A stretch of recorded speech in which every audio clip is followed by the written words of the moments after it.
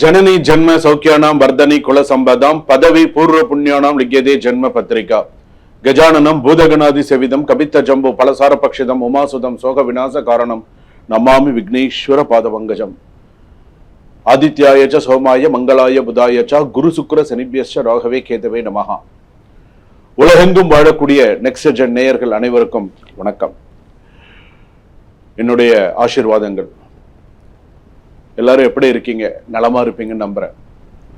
இன்றைய தினம் நாம் பார்க்கக்கூடியது ஆனி மாத ராசி பலன்கள். சூரிய பகவான் ஒரு ராசியிலிருந்து இன்னொரு ராசிக்கு செல்லக்கூடியது. அதாவது சித்திரை, வைகாசி, ஆனி, ஆடி, மேஷம், ரிஷபம், மிதுனம், கடகம். இப்ப மிதுன ராசிக்கு சூரியன் வரக்கூடியது அப்படின்னு சொல்லும் பொழுது ஆனி மாதம்.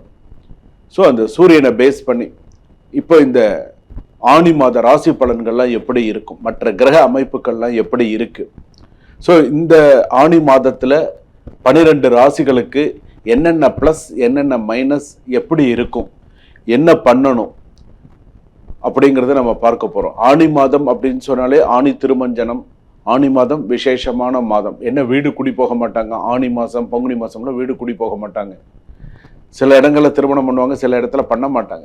விஷயம் தெரிந்தவங்களும் சில பேர் திருமணம் செய்ய மாட்டாங்க. ஆனி ஆடியெல்லாம் கிடையாது, ஆவணி மாதம் தான் அதோட. அப்படி இருக்கக்கூடிய காலகட்டத்தில் இந்த ஆனி மாத ராசி பலன்கள் யார் யாருக்கெல்லாம் நல்ல சிறப்பாக இருக்கு, யார் யாரெல்லாம் எச்சரிக்கையாக இருக்கணும் அது அப்படிங்கிறத நம்ம பார்க்க போகிறோம். ஏன்னா நம்ம வாழறது பார்த்தீங்கன்னா ஒரு கொடிய உலகத்தில் நம்ம வாழ்ந்துட்டு இருக்கோம். கொரோனாவை விட ஒரு கொடிய உலகத்தில் நம்ம வாழ்ந்துட்டு இருக்கோம். உண்டா இல்லையா அப்படிங்கிறது உங்க மனசாட்சிக்கு நல்லா தெரியும். இந்த கொடிய உலகத்துல ஒவ்வொருத்தரும் ஒவ்வொரு டைப், ஒவ்வொருத்தரும் ஒவ்வொரு விஷயம், ஒவ்வொருத்தரும் ஒவ்வொரு இது. இன்னைக்கு நல்லா பேசுவான், நாளைக்கு சரியா பேச மாட்டான், இன்னைக்கு பிரச்சனை பண்ணுவான், நாளைக்கு ஏதாவது ஒரு பிரச்சனை பண்ணுவான். இந்த உலகத்து சில பேருக்கெல்லாம் எப்படி தெரியுமா இருக்கும், எப்படா இந்த உலகத்தை விட்டு நம்ம எல்லா கடமைகள்லாம் முடிச்சுட்டு எப்படா போய் சேருவோம் அப்படிங்கிற அளவுக்கு வெறுத்து போயிருக்காங்க சில பேர்லாம். என்ன அந்த அளவுக்கு ஒரு கொடிய உலகத்துல நம்ம வாழ்ந்துட்டு இருக்கிறது தான் நிதர்சனமான உண்மை. இதுல தான் தெய்வங்களும் இருக்கு, இதுல தான் எல்லா நல்லது கெட்டதும் இருக்கு. இது எல்லாம் சமாளிச்சு போறவன் தான் மனிதன்.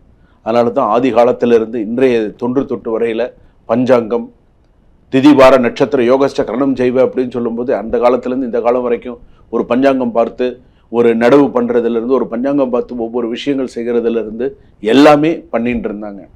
அப்போ இந்த தமிழ் மாத ஆணி மாத பலன்கள் அப்படின்னு சொல்லும்போது இந்த 12 ராசி, மேஷ ராசியிலிருந்து மீன ராசி வரைக்கும் எப்படி இருக்கும், என்னென்னலாம் செய்தால் நம்ம வாழ்க்கைக்கு சிறப்பு அப்படிங்கிறத நம்ம பார்க்க போறோம். என்னென்னலாம் பிளஸ் மைனஸ்ங்கிறத நம்ம பார்க்க போறோம். வாங்க வீடியோக்குள்ள போவோம். கடைசி வரைக்கும் ஸ்கிப் பண்ணாம பாருங்க. கன்னிராசி நேயர்களே, கன்னிராசிக்கு எப்படி இருக்கு? உத்திர நட்சத்திரம் கன்னிராசி, ஹஸ்த நட்சத்திரம் கன்னியாராசி, சித்திர நட்சத்திரம் கன்னியாராசி. வேலை பளு அதிகரிக்கும், ரொம்ப கஷ்டமா தான் இருக்கும், வேலை செய்யறதுக்கே கஷ்டமா தான் இருக்கும். இன்னொன்னு சில பேருக்கு இடமாற்றம், துறை மாற்றம் வருவதற்கான வாய்ப்புகள் உண்டு. பெரிய பெரிய பதவியில் இருப்பவர்களுக்கெல்லாம் ஓரளவுக்கு கொஞ்சம் வந்துடுவாங்க. பிசினஸ்ல இருக்கிறவங்களாம் ஓரளவுக்கு கொஞ்சம் மேனேஜ் பண்ணின்னு வந்துடுவாங்க. சில பேர் எப்படி இருப்பாங்கன்னு, இந்த வேலையை விட்டுறலாமா வேண்டாமா, வேலையை விட்டா என்ன பண்றது, அடுத்த உடனே நமக்கு கிடைச்சிருமா கிடைக்காதா, இல்லை இதுலயே இருக்கலாமா, பேப்பர் போடலாமா வேண்டாமா, போட்டா ஈஸியாக அக்செப்ட் பண்ணிடுவாங்களா, இல்லை போகாதீங்க நம்மளை நிறுத்தி வைப்பாங்களா, இப்படி பல யோசனைகள் போயின்னு இருக்கு. ஒன்று இந்த மாதிரி சிலர் இருக்காங்க. சிலருக்கு நான் நேரடியாகவே கேட்பேன், வேலை கிடைச்சும் ஏன் போக மாட்டேங்கிறீங்கன்னு தான் நான் கேட்பேன். சில பேருக்கு வேலை கிடைக்கிறது, இந்த வேலை அவ்வளோ தூரம் போக வேண்டியதாக இருக்கு, போகலாமா வேண்டாமா அப்படின்னு யோசிச்சுட்டு இருக்கேன். ஹெல்த் வேற இஷ்யூவா இருக்கு, அவ்வளோ தூரம் வேலைக்கு போகணுமா அப்படின்னு யோசிச்சுட்டு இருக்கேன். கொஞ்சம் பார்த்துட்டு இருக்கேன் சார், கொஞ்சம் வேற ஏதாவது ஒரு ஆப்ஷன் கிடைக்குதான்னு பார்த்துட்டு இருக்கேன், வெயிட் பண்ணிட்டு இருக்கேன். கிடைச்சதை பயன்படுத்திக்காம வேற வாய்ப்புக்கு எவ்வளோ நாளைக்கு தான் வேலைக்கு போகாம வீட்டிலேயே இருப்பீங்க சொல்லுங்க பார்க்கலாம். இப்படி வெளில போறது வர்றது, இங்க பாக்குறது, அவனை பாக்குறது, இங்க போறது, கிழக்க போறது, மேற்க போறது, இப்படியே கன்னிராசிக்காரர்கள் பார்த்துட்டே இருந்துட்டா சரியாயிடுமா? வேலையில இருப்பவர்களுக்கு பிரச்சனை இல்லை, வேலை இல்லாமல் இருக்கிறது எவ்வளவு பிரச்சனை தெரியுங்களா? பணம் சம்பாதிக்கிறதுங்கிறது சின்ன விஷயம் கிடையாதுங்க. நான் ஆரம்பத்திலே சொன்னேன், இந்த ஒரு கொடிய உலகம்னு நான் சொன்னேன். இந்த பணம் சம்பாதிக்கிறதுல சின்ன விஷயம் இல்லை, அது ஒரு கலை. நீ சம்பாதிக்கணும், அது ஒரு கலை. எப்படி சம்பாதிக்கணும், பணம் எப்படி சம்பாதிக்கணும். பாருங்க, சில பேர்லாம் பாருங்க, அது நேர்மையா சம்பாதிக்கிறவங்கலாம், கஷ்டப்பட்டு உழைத்து சம்பாதிக்கக்கூடியவர்கள்லாம் இருக்காங்க.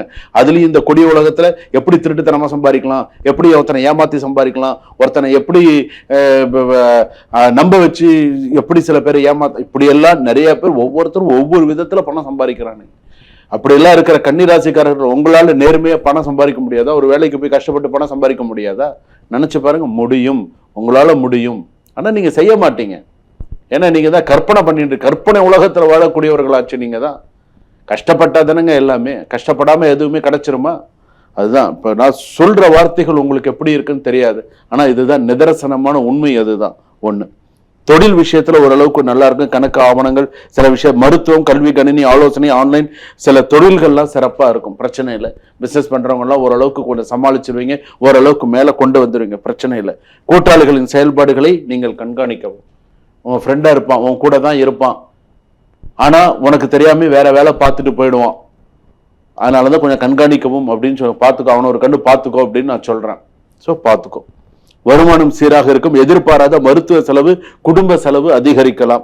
சேமிப்பை அதிகரிக்க நல்ல நேரம். ஜூன் இறுதியில் பெரிய முதலீடுகளை தவிர்க்கும். இந்த மாசம் கடைசியில பெரிய முதலீடுகளை தவிர்க்கிறது நல்லது. குடும்பத்துல உங்கள் ஆலோசனைக்கு நல்ல மதிப்பு இருக்கும். சகோதர சகோதரியுடன் இருந்த மனக்கசப்பு நீங்கும். வீட்டில் சுப நிகழ்ச்சிகள் திட்டமிடப்படலாம். ஸோ நிறைய நல்ல விஷயங்கள்லாம் நடக்கும். காதல் உறவுகளில் நல்ல தெளிவு இருக்கும். திருமண பேச்சுவார்த்தை சாதகமாக. திருமணமானவர்களுக்கு குடும்ப பொறுப்புகள் அதிகரிக்கும்.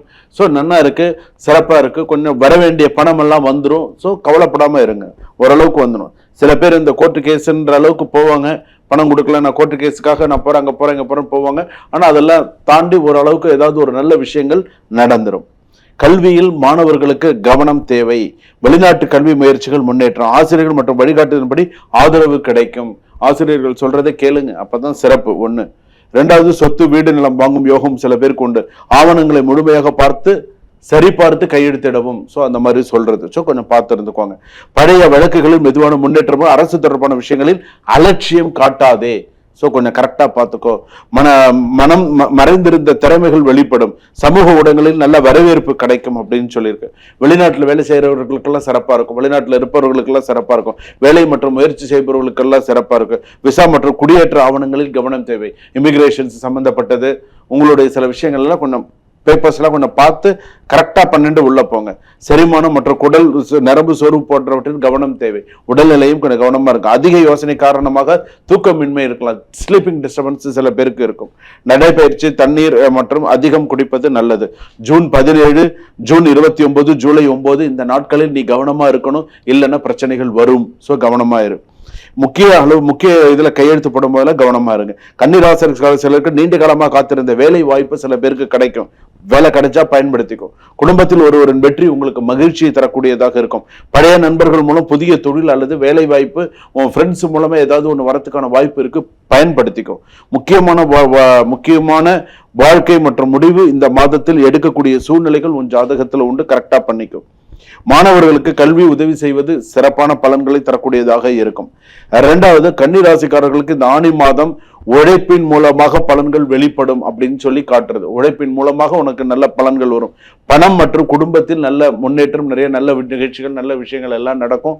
பண விஷயத்துல கொஞ்சம் கவனமா இரு. நிறைய நகையெல்லாம் அடமானத்துல வச்சிருக்க அப்படின்னு சொன்னா கொஞ்சம் கொஞ்சமா அந்த நகையெல்லாம் எடுக்கிறதுக்கான விஷயங்களை பாரு. ரெண்டாவது, எந்த ஒரு விஷயத்தையும் இன்றைய செய் நன்றை செய், இன்னைக்கே செஞ்சிரு. நாளைக்குன்ற ஒரு விஷயத்த தள்ளி போடாத.